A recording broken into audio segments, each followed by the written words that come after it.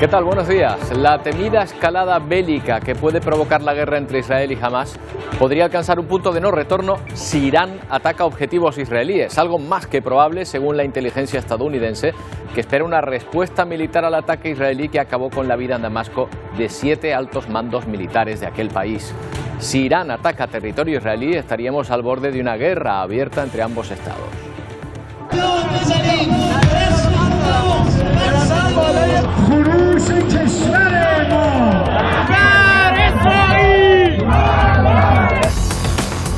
De que la amenaza es seria, da cuenta la decisión de la compañía alemana Lufthansa de suspender su conexión directa con Teherán y de la advertencia de Estados Unidos a sus aliados en la zona. Fuentes de la inteligencia estadounidense dan por hecho que Irán atacará con misiles de alta precisión y drones objetivos militares y gubernamentales israelíes. Una posibilidad que incluso Rusia, aliado iraní, parece temer. Con esa amenaza iraní se le abren nuevos frentes a Netanyahu, provocados por el ataque israelí en la embajada iraní en Damasco y la muerte de varios familiares del líder de Hamás, Ismail Haniyeh. A pesar de todo, el líder de Hamás ha afirmado en su último acto público que el grupo islamista sigue buscando un acuerdo de alto el fuego en Gaza con Israel, aunque reclama tiempo para recabar información sobre los rehenes.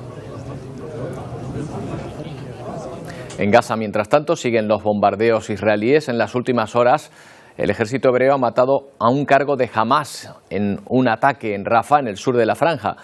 El cadáver, el hombre fallecido, identificado como Nasser Jacob Haber, era uno de los responsables de financiar al grupo palestino. Hamás todavía no ha reaccionado de manera oficial a esta noticia. El Ministerio de Salud gazatí, controlado por la milicia, sí ha hecho público su último balance de víctimas, elevando a 33.500 los muertos en la franja por la ofensiva israelí desde el 7 de octubre. Y entre tanto, Estados Unidos advierte a Israel de que el ataque de Irán podría ser inminente. El ejército hebreo, de hecho, ha comenzado a movilizar efectivos. Netanyahu entra en escena con un decorado preparado para la ocasión ante un atrezo estudiado y con mensaje incluido. Un cazabombarderos, el primer ministro israelí asegura que se están preparando para otros escenarios y desafíos. Un desafío que bien podría ser Irán, la respuesta de Israel ante un ataque inminente, una ofensiva que Estados Unidos da por segura. La duda es el cuándo. Aunque desde el ejército hebreo aseguran que están preparados para la alerta máxima. En el origen de la nueva crisis, el bombardeo por Israel del consulado iraní en Damasco a principios de mes. Entre los fallecidos, altos cargos de los guardianes de la revolución iraní, afines a Hezbollah. El responsable de la diplomacia de Estados Unidos ha hablado en las últimas horas con los ministros de Asuntos Exteriores de Turquía, China y Arabia Saudita. Una escalada en Oriente Próximo no interesa a nadie, ha expresado, mientras Rusia y Alemania piden contención. En este nuevo escenario, la presión sobre Netanyahu se ha limitado. Incluso el presidente Joe Biden, que califica de error la actuación de Israel en Gaza, ha reiterado su apoyo si llega la venganza iraní. Milicias proiraníes combaten a Israel desde Líbano y Yemen. Y ante la amenaza de un ataque directo, el malestar de la sociedad israelí por la gestión de Netanyahu parece quedar también en un segundo plano. Bueno, y en medio de esta convulsión geopolítica, el gobierno español busca protagonismo reactivando una propuesta aprobada por el Parlamento hace 10 años, el reconocimiento de los dos estados. Javier Espinar está en Madrid. Javier, Pedro Sánchez se ha embarcado en una gira internacional para vender esa idea. Exactamente, Roberto, porque Pedro Sánchez está en esa gira internacional intentando movilizar todos los apoyos posibles. Ahora mismo, de hecho, se encuentra en Noruega, hoy mismo va a viajar hasta Irlanda, después va a ir a Eslovenia y hará lo propio con Bélgica para intentar conseguir todos los apoyos posibles. Pero como decías, esto no es algo de la política de este 2024, sino que tenemos que irnos al 2014, porque ya se aprobó esta proposición no de ley en el Congreso que se instaba al gobierno a reconocer a Palestina. De hecho, lo hizo con el apoyo de todo el arco parlamentario, pero sin embargo no entró entró en vigor y no se llevó a la práctica. Ahora, en 2024, si hablamos de partidos, Sumar y Podemos sí están a favor, el Partido Socialista evidentemente también. Si hablamos del PP, apuesta esta solución negociada por los dos estados, pero ya hay varones como Ayuso que se desmarcan de esta posición, mientras que Vox se opone completamente. No obstante, la Casa Blanca también se ha pronunciado y dice que cada estado es libre de hacerlo cuando determine, y el Ejecutivo español ya dice que va a hacerlo antes de verano. No obstante, este reconocimiento no es solo un gesto simbólico, sino que tiene también implicaciones políticas y jurídicas, tal y como nos cuenta un experto. Políticas, reconocer a un Estado significa que estableces relaciones con ese Estado en la práctica, que aceptas que ese Estado tenga delegación diplomática en tu país y que tú puedas tener delegación diplomática en ese país. Y luego también tiene unas implicaciones jurídicas en el derecho internacional, que reconoces la soberanía de ese Estado, que reconoces ciertos derechos que ese Estado tiene sobre su territorio, sobre su población. Pero, ¿qué consecuencias, incluso a nivel diplomático, tendría ese reconocimiento justo ahora, Javier?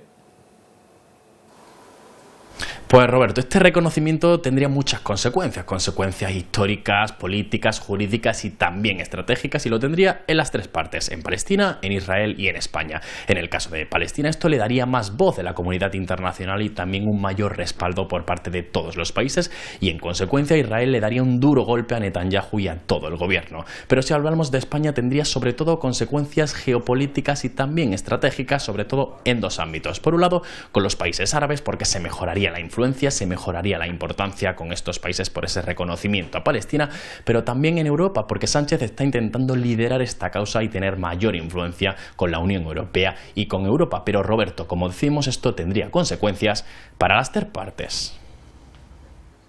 Ahora mismo para los palestinos, que España y otros países de Europa, de la esfera occidental, reconozcan a Palestina es un movimiento trascendental para sus intereses. Para España, ese acercamiento hacia Palestina y ese reconocimiento hacia Palestina coloca a España en el escenario de la política europea. Para Israel y para el gobierno, por ejemplo, de Netanyahu, es un golpe muy duro a su prestigio internacional.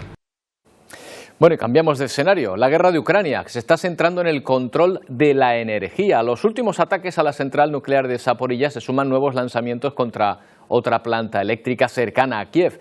Todo eso mientras Ucrania arrastra una grave escasez de munición y de efectivos de combate. Ucrania sigue pidiendo ayuda. No tenemos nuestra propia defensa aérea comparable a Patriot. Podremos producir nuestros propios sistemas, pero necesitamos tiempo, dice Zelensky. Polonia se ha ofrecido a suministrar misiles de defensa aérea de la era soviética, pero además de la falta de material militar, Ucrania necesita efectivos. Su parlamento ha aprobado un proyecto de ley para reformar el reclutamiento de civiles, y es que las tropas de Moscú son hasta 10 veces mayores que las de Kiev. Esta ley debería servir para motivar a alistarse, y estamos viendo que el gobierno ofrece a los militares activos servir para siempre, dice esta ucraniana, que recuerda que los soldados llevan 2 años de combate sin tregua. En las últimas horas, una oleada de drones y misiles rusos han destruido una planta eléctrica cerca de Kiev y otras instalaciones clave para el sistema energético de Ucrania en regiones como Kharkov y Odessa. Últimamente hemos observado una serie de ataques contra nuestras instalaciones energéticas y nos hemos visto obligados a reaccionar, dice Putin, tras los ataques a la central nuclear de Zaporilla durante el fin de semana. Es de suma importancia garantizar que esos ataques imprudentes no marquen el comienzo de un frente de guerra nuevo y gravemente peligroso, dice el responsable del Organismo Internacional de Energía Atómica. Sobre la cumbre de paz para Ucrania prevista para junio en Suiza, Putin ha dicho que Rusia no ha sido invitada.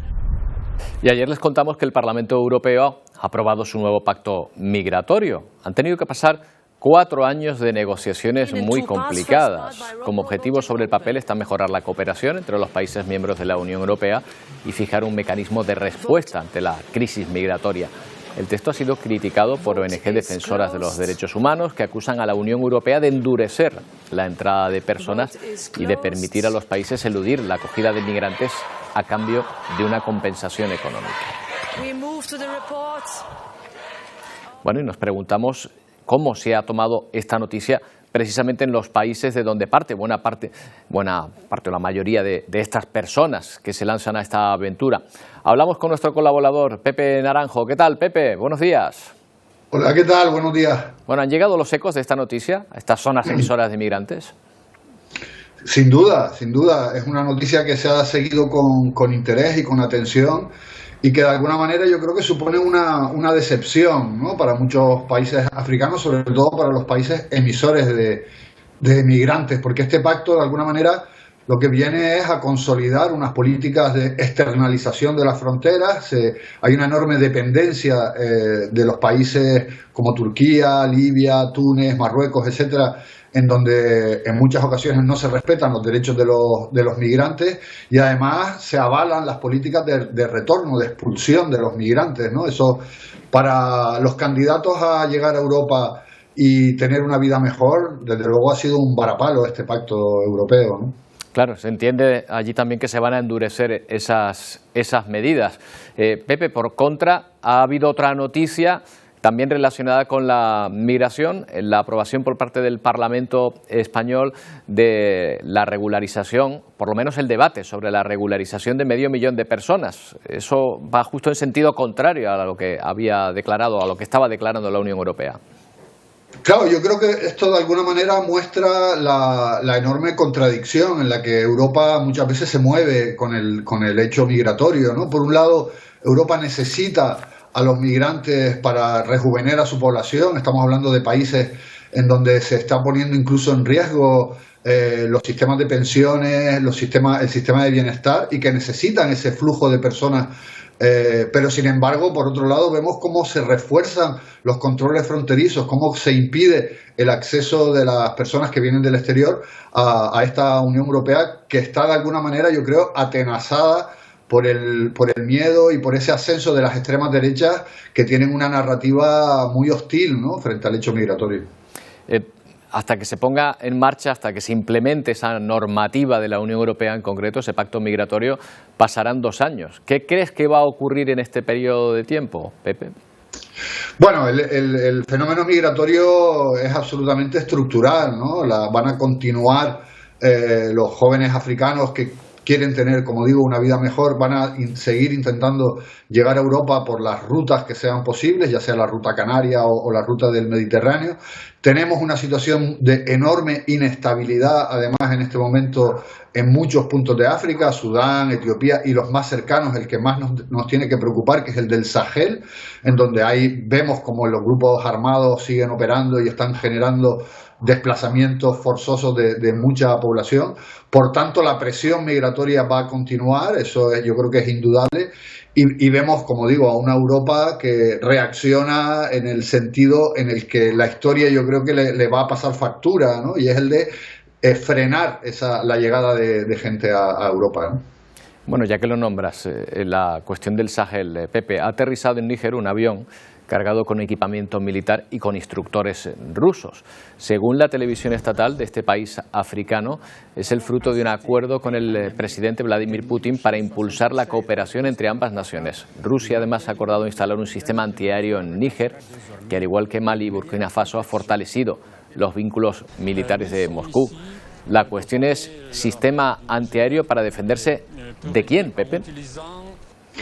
Bueno, el año pasado se vivió un golpe de Estado en Níger y hubo una amenaza de intervención militar por parte de los países vecinos de la CEDEAO. Eso ha quedado de alguna manera grabado en las autoridades nigerinas, que están buscando apoyo frente a tras la expulsión de los soldados franceses, como ocurriera en Mali y en Burkina Faso, del territorio nigerino. Buscan nuevos aliados. Ahora Rusia, digamos, que se está implantando de una manera increíble en la zona, con acuerdos militares, económicos, etcétera. La idea es que hay un frente que se ha creado, Mali, Níger, Burkina, en contra, digamos, de esos grupos armados por un lado, pero también de posibles intervenciones militares que puedan venir de países aliados de Occidente, ¿no? Como digo, hubo una amenaza de intervención militar de la CEDEAO y eso todavía pesa en la conciencia, ¿no?, de mucha gente. Claro, y esto es un capítulo más en la presencia cada vez mayor de Rusia, de la que ya venimos hablando desde la temporada pasada, en esta zona absolutamente estratégica en África. Sí, una zona que cuenta con enormes recursos naturales, uranio, oro, petróleo, gas, por donde pasan muchas de las rutas migratorias hacia Europa, y que Europa en este momento y Occidente está siendo expulsada y se está retirando, digamos, de esa amplísima zona en donde hay un conflicto tremendo con los grupos armados yihadistas. Y la verdad es que da la sensación de que no es una buena política no tener ojos y oídos en lo que está pasando ahora mismo en el Sahel, porque Rusia y también China, Turquía y otros países, digamos, no occidentales están ganando enorme terreno y enorme presencia, ¿no? Ejerciendo una gran influencia ahora mismo en esos países. Lo único que tenemos es Italia, ¿no?, que ha avanzado un destacamento, pero no parece que sea demasiada influencia la que puedas tener, ¿no? Sí, la presencia de Italia es muy puntual en Níger, y ahora mismo la Unión Europea, de hecho, ya va a retirar lo último que le quedaba de presencia militar, que era la misión de formación en Mali. Se tendría que renovar en el mes de mayo y todo apunta a que no se va a renovar, con lo cual Europa está en franca retirada del Sahel. Pepe, muchas gracias por habernos atendido un día más. Un abrazo. Gracias a ustedes, un abrazo. Bueno, hablamos de economía porque el Banco Central Europeo ha decidido dejar los tipos de interés igual que estaban, en el 4,5%, donde siguen, por cierto, desde hace tiempo. Pero la situación podría mejorar. Lidia Rodríguez, al próximo mes de junio, ¿se habla de bajada? Pues sí, efectivamente, Roberto, el Banco Central Europeo ha dejado la puerta abierta a una posible bajada el próximo mes de junio. De momento se queda en ese 4,5% por quinta vez consecutiva, y recuerden, el nivel más alto desde 2001. Sin embargo, si la tónica descendente de la inflación continúa siendo bajada, pues posiblemente ya podríamos estar hablando, Roberto, de una posible bajada a principios de verano, en el mes de junio. El precio del dinero mantiene altas nuestras hipotecas y la inflación mantiene altos los precios. El índice que marca esos precios, me temo, Lidia, que ha vuelto a subir, ¿no? Efectivamente, Roberto, lo que ha subido en esta ocasión es el precio de la electricidad, aunque también hay que decir que el precio de la cesta de la compra, el precio exactamente de los alimentos, ha bajado y un poquito. Y hay que decir que ese poquito es una buena noticia, sobre todo si tenemos en cuenta que no había bajado en 2 años. En cualquier caso, hay que decir que el nivel nacional de la inflación ahora mismo está al 3,2%, ha subido 4 décimas. Pero es que en Canarias esa cifra se traslada al 3,5%, con una subida del 0,5%. Y además eso nos sitúa como de las comunidades autónomas españolas más inflacionistas. Pues en nuestro bolsillo influye, como imaginarán, también la vivienda y sobre todo sus elevados precios. Lidia, el Gobierno ha presentado novedades sobre vivienda. Sí, ha presentado ayer precisamente una novedad, y es que van a intentar agilizar los trámites para que la promoción inmobiliaria sea mucho más rápida. Anuncian cambios en la financiación y además ellos dicen, así lo dicen, que ya ha llegado el momento de establecer límites al precio del alquiler vacacional.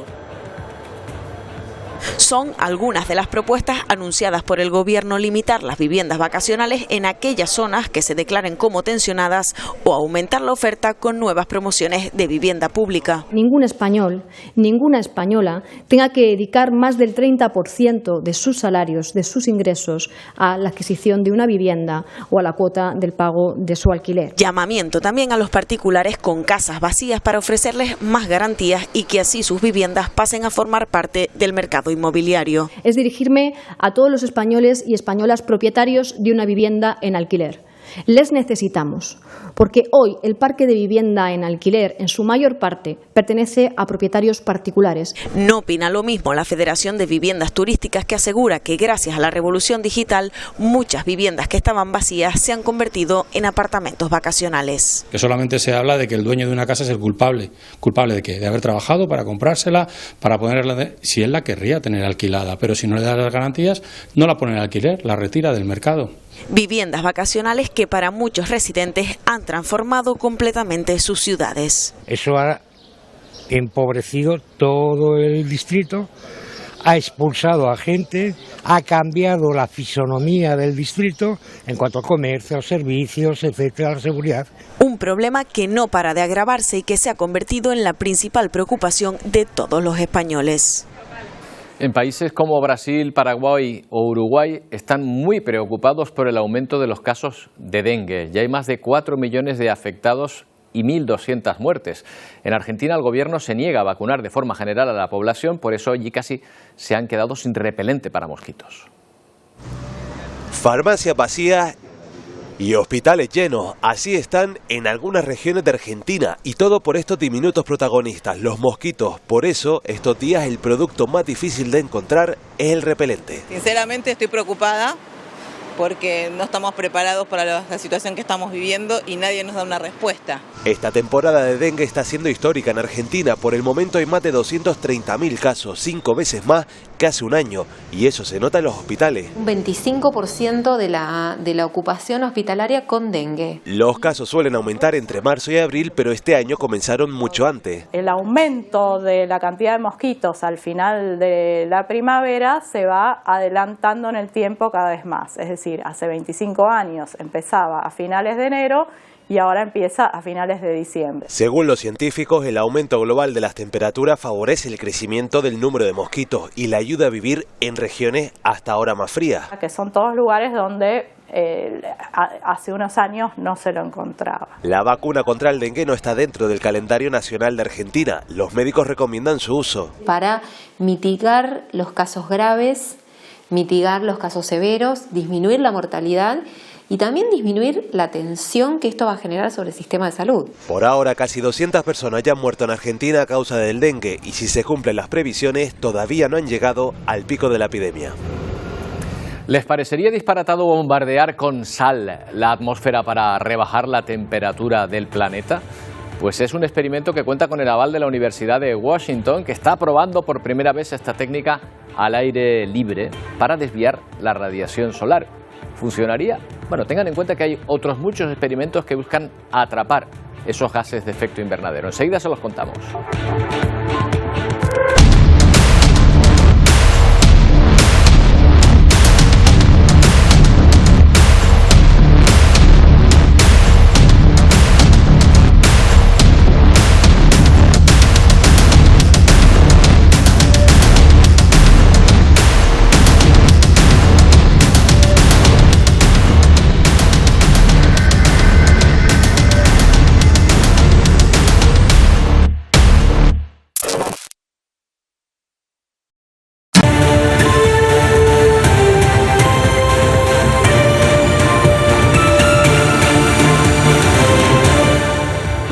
La semana ha estado marcada por el inicio del juicio contra el español Daniel Sancho, acusado de matar a Edwin Rivera en Tailandia.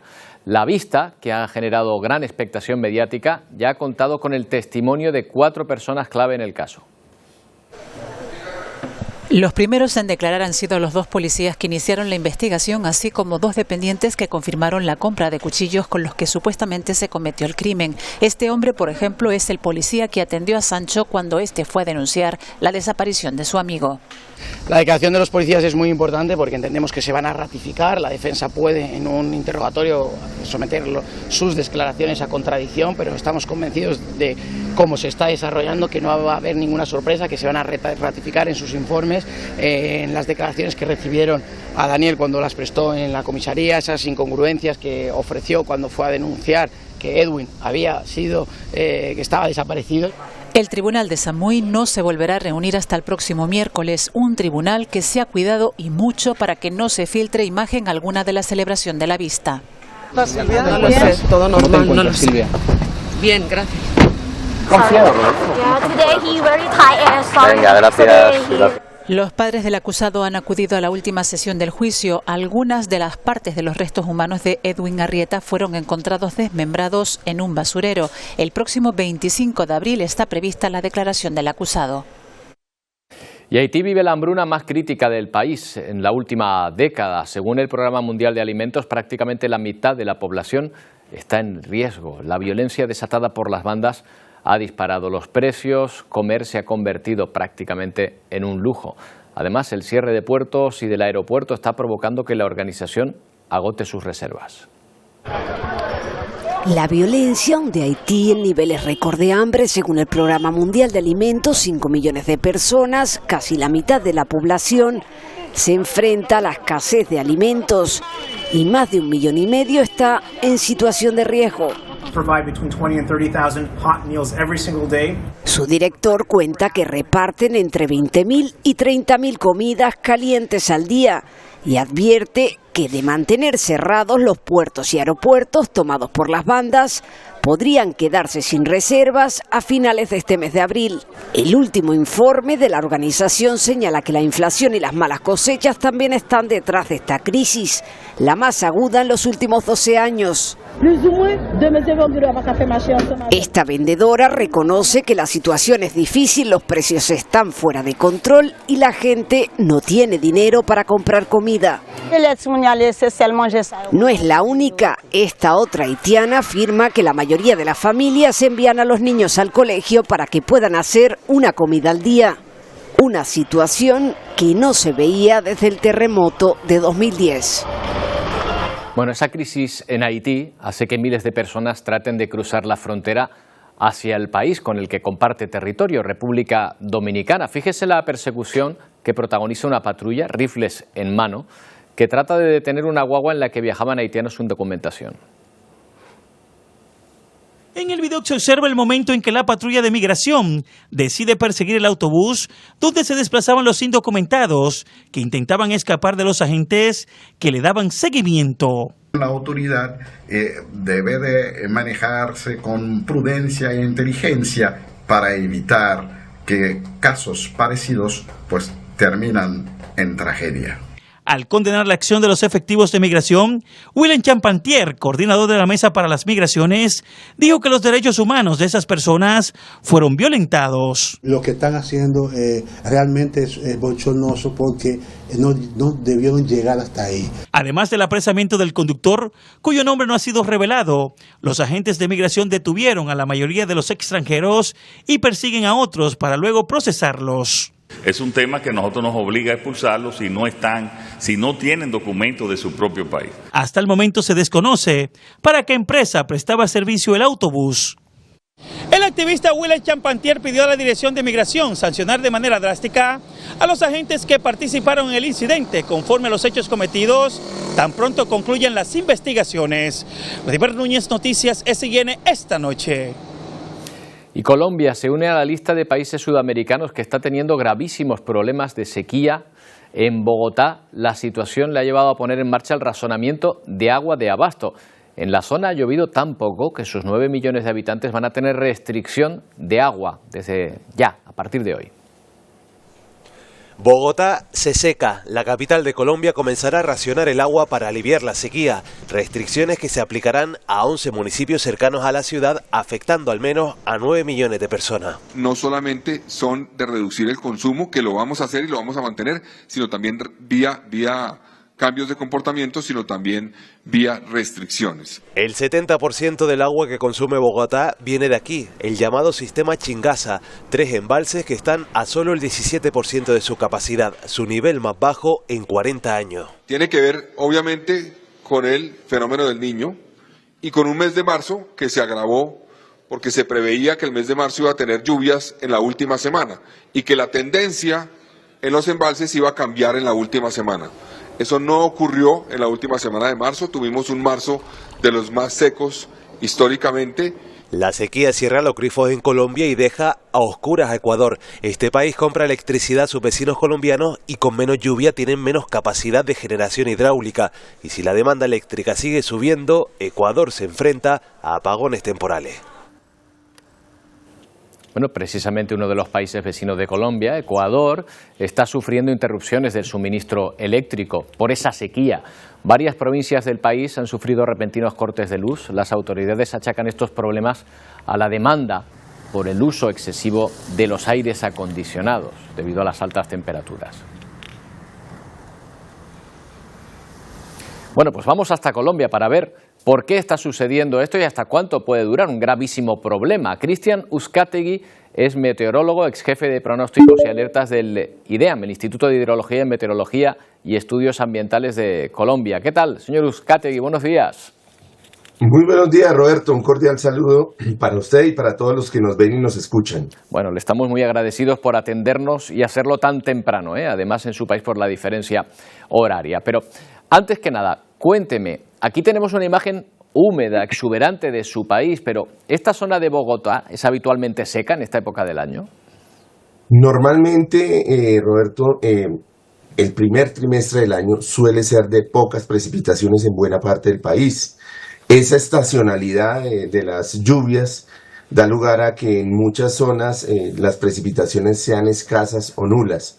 Para el centro del país, donde está ubicado Bogotá, es normal que ya desde mediados de marzo se dé comienzo a la temporada de lluvias. Sin embargo, ha venido teniendo un rezago producto de la presencia de ese fenómeno del Niño en aguas del Océano Pacífico tropical. Lo cierto es que no es el único país afectado en el continente. Está Panamá con gravísimos problemas de sequía, Uruguay hizo frente a restricciones. ¿A qué se debe esta situación? ¿Es el fenómeno del Niño el que lo está provocando? Bueno, digamos que ese fenómeno del Niño, catalogado de intensidad fuerte por esas anomalías en la temperatura superficial del mar en el Pacífico tropical, digamos, ha dado lugar a que tengamos un comienzo de año deficitario.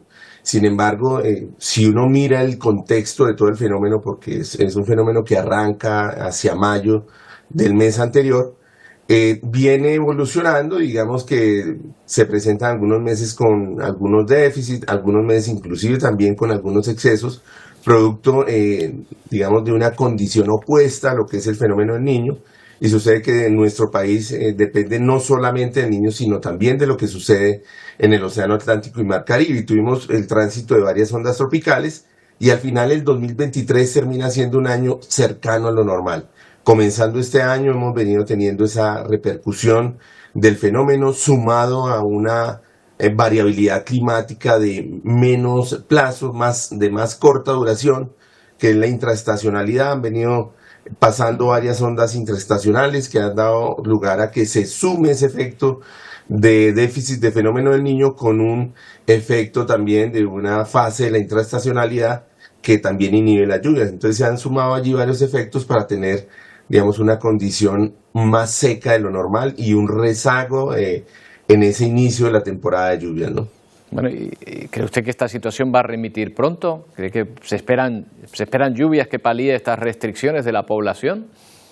Para este fin de semana es altamente probable que las lluvias empiecen a aparecer, no en los volúmenes que de pronto quisiéramos, pero ya empieza a verse un poco más de humedad, de acuerdo con los modelos de predicción y los modelos de pronóstico están mostrando esa situación.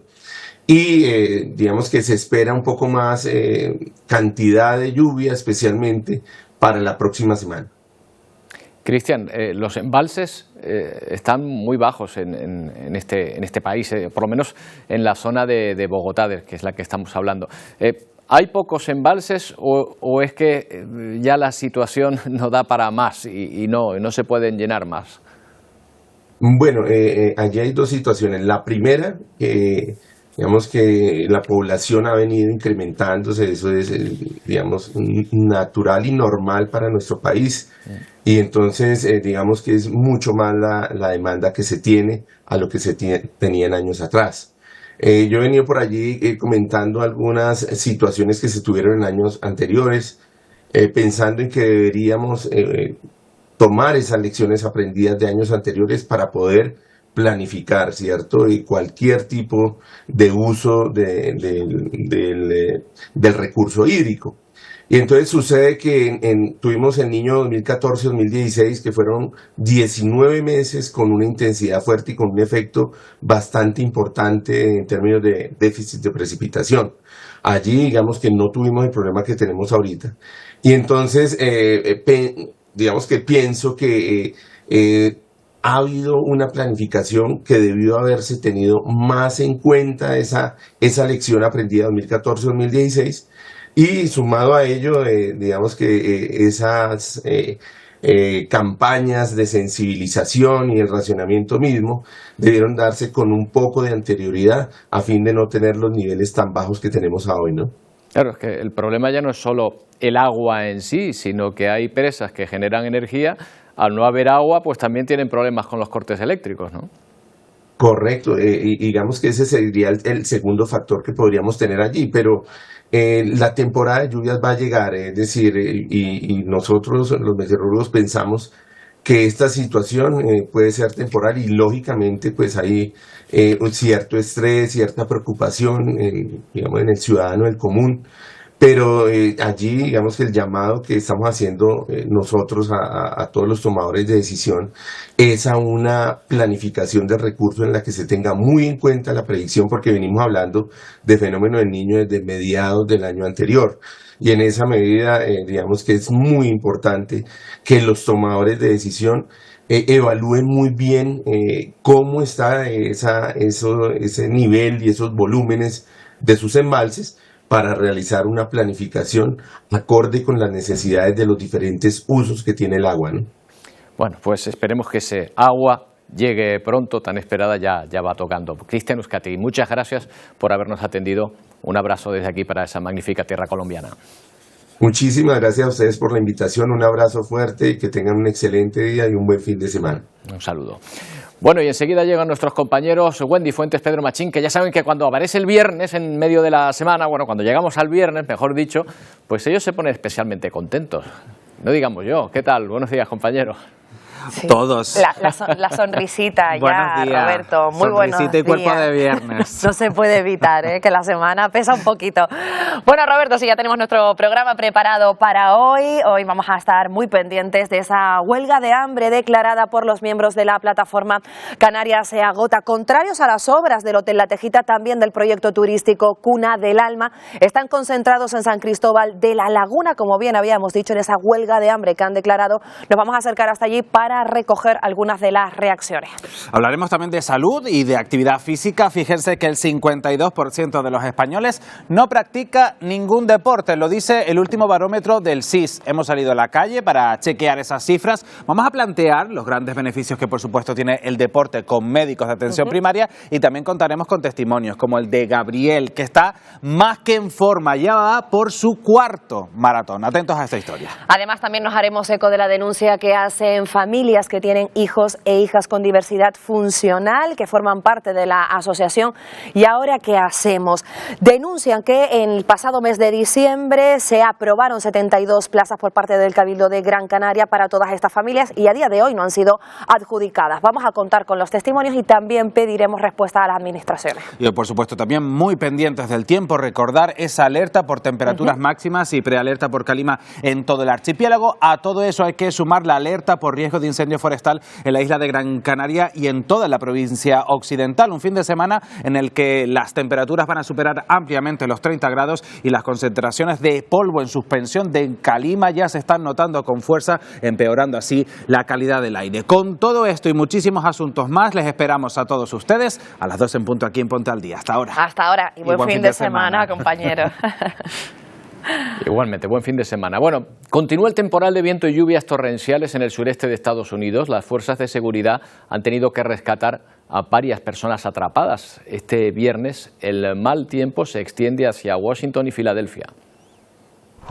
El viento arranca las ramas de este árbol en apenas 14 segundos. Son imágenes de la cámara de seguridad de esta vivienda en Carolina del Norte, justo cuando se producían los efectos de un tornado. Hoy se evalúan los daños en toda la zona. El temporal puede extenderse a Washington y Filadelfia. En Florida, el problema son las lluvias torrenciales. La policía ha tenido que rescatar a decenas de personas que habían quedado atrapadas en medio de las inundaciones. Los agentes tuvieron que sobrepasar la línea de rescate para poner a salvo a los ciudadanos que habían quedado al otro lado. El servicio meteorológico local afirma que los destrozos suman sobre todo árboles caídos al suelo y líneas eléctricas inoperativas. Las tormentas están provocando riadas de más de 25 centímetros de altura que están dejando carreteras como esta intransitables. Las cosas no están mejor en Rusia. En Orenburg, al sur del país, hay zonas que han quedado completamente sumergidas después de que el río Ural creciera 11 metros. Esto es casi lo que mide un edificio de 2 pisos. Finalmente se desbordó, la población fue evacuada. En Kazajstán la situación es parecida, la crecida de los ríos ha provocado la peor inundación en un siglo. En toda esta zona, incluida Siberia, se suma la nieve derretida que ha obligado a más de 120.000 personas a abandonar sus hogares. En medio del calentamiento global se llevan a cabo múltiples experimentos para tratar de enfriar el planeta. Imagínense, es una tarea titánica, de la que escogemos el experimento que más nos ha llamado la atención. Un grupo de científicos estadounidenses que está bombardeando nubes marinas con sal para que bajen las temperaturas. Bueno, pues vamos a hablar de ello con Jorge Olsinas, profesor responsable del Laboratorio de Climatología de la Universidad de Alicante y expresidente de la Asociación de Geógrafos Españoles. ¿Qué tal, Jorge? Buenos días. Hola, buenos días, ¿qué tal? Bueno, por lo que he leído, la idea esta de echar sal a la atmósfera es pura física, hacer que esas nubes reflecten los rayos solares, como el parasol que le ponemos al coche, vaya, sería, ¿verdad? Sí, efectivamente, es construir superficies blancas, en este caso por la condensación del vapor de agua, ayudado por algunas sales, que en este caso sería sal marina inyectada a la atmósfera, que permitiría la formación de nubes, ¿no? En definitiva, es efectivamente construir un parasol para que la radiación solar no llegara con la cuantía con la que llega a la superficie terrestre, sí. Claro, lo que pasa es que pensar en la Tierra, pensar a esos niveles, tiene que ser un parasol muy grande. ¿Cuánta sal habría que lanzar a la atmósfera, Jorge? ¿Esto es algo viable? Sí, es quizá el punto débil de este tipo de proyectos, ¿no? En el fondo son experimentos que se están desarrollando. El ser humano pues lleva muchas décadas, muchos siglos, diríamos, intentando modificar el funcionamiento de las nubes, pero yo siempre digo que afortunadamente no se ha conseguido modificar ese funcionamiento, porque entonces sí que ya estaríamos ante un control prácticamente absoluto del clima terrestre, ¿no? Bueno, es una de esas cuestiones que llamamos ahora de geoingeniería orientada a disminuir el calentamiento climático, ¿no?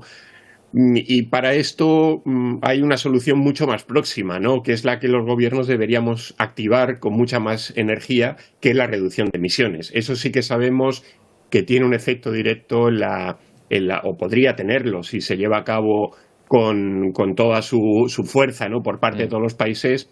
Conseguiríamos naturalizar el funcionamiento del clima, que ahora, como sabemos, está alterado. Este otro tipo de acciones, de proyectos, están en fase de proyectos, ¿no? Lo que ocurre es que son muy llamativos y enseguida pues los medios dan cuenta de ello, ¿no? Pero no podemos decir que en el corto plazo, al menos en la próxima década, pudiéramos llegar a alcanzar algún tipo de modificación de nubes a través de este tipo de experimentos, ¿no? Bueno, pues quedan eso como intentos, un nuevo intento de alteración del funcionamiento climático terrestre, y lo que habría que hacer es lo otro, ¿no? Lo que estábamos comentando, reducir drásticamente nuestras emisiones. Oye, Jorge, me imagino que mucha gente se lo ha planteado ya y probablemente habrá experimentos en este sentido, pero al margen de reducir esos gases de efecto invernadero, ¿no cabría posibilidad de atraparlos de alguna manera, de hacer que la influencia en la atmósfera sea menor? A ver, sabemos que en la Tierra tenemos dos grandes sumideros naturales de CO2. Por un lado, los océanos, el gran sumidero donde se almacena, se capta ese CO2, y también los bosques, ¿no? Las especies las superficies forestales. Bueno, en ese sentido es verdad que los océanos ya empiezan a manifestar cierto cansancio, ¿no? en esa acumulación de CO2, porque pues están continuamente almacenando esa porción de CO2 que el ser humano está inyectando a la atmósfera por encima de lo que debiera, y por otro lado estarían las superficies boscosas, ¿no? Bueno, se podría pensar a lo mejor en incrementar en algunas partes del planeta esas superficies para que actuaran de captadores de CO2, pero quizá el problema, lo importante es acabarlo de raíz, ¿no? Es decir, emitir menos, buscar otro tipo de alimentación energética que no suponga la quema de combustibles fósiles, ¿no? Por ahí deben ir las soluciones, más que intentar tapar, ocultar, ¿no? El problema que hemos generado los seres, ¿no? Desde mediados del 19 con nuestro crecimiento económico. Bueno, pues lo que tenemos que hacer es solucionarlo por esa vía, ¿no? No buscar alternativas que realmente no sabemos qué efecto van a tener, si van a ser de impacto tan cuantioso como para poder alterar esa composición química del CO2 en la atmósfera. y por tanto podríamos decir vamos a lo seguro, a lo que sabemos que sí que puede funcionar. De acuerdo, Jorge, pues muchas gracias por habernos atendido. Buenos días. Nada, un placer como siempre. Un abrazo. Bueno, y antes de la despedida vamos a fijarnos en la previsión del tiempo para este fin de semana, porque calor hace. ¿Va a seguir así? Tamara, Jorge, buenos días. Buenos días. Este fin de semana seguiremos con calor y calima. El sábado las temperaturas bajarán sobre todo en el sur y oeste de la provincia oriental, pero seguiremos con temperaturas que rondarán los 34 grados en estas zonas. Es por ello que la Agencia Estatal de Meteorología ya ha emitido el aviso amarillo para estas islas y además también aviso amarillo por polvo en suspensión. La calima este sábado volverá a llegarnos del continente africano, afectando en mayor medida a la provincia oriental, sobre todo a Lanzarote y a Fuerteventura, pudiendo reducir la visibilidad a unos 3.000 metros. A las islas más occidentales lo notaremos en menor medida y podremos ver algunos intervalos de nubes altas. El domingo la situación será muy parecida. Seguiremos con ese aviso amarillo por parte de la Agencia Estatal de Meteorología. Las temperaturas podrán alcanzar los 34 grados en el sur y oeste, en interiores de la provincia oriental, y en el resto de islas rondarán las máximas los 32. El polvo en suspensión seguirá presente, sobre todo en las islas orientales y en menor medida en la provincia occidental. También veremos mayor intervalos de nubes altas. Se prevé que el lunes y el martes las temperaturas sigan descendiendo y que el martes notemos de verdad ese descenso. La calima irá desapareciendo a mediados de la semana que viene. O sea que sábado y domingo la calima y el sol y el calor no nos lo quita nadie. Vaya, Tamara, ¿no? Exacto. Bueno, será hasta el lunes. Gracias, Tamara, Jorge. Bueno, pues con esa previsión y con las imágenes de una fiesta que ha hecho historia nos despedimos. Bilbao, Vizcaya en general, bueno, todo el País Vasco se ha teñido casi de rojo y blanco para disfrutar de la celebración del título de la Copa del Rey conquistado por el Athletic de Bilbao.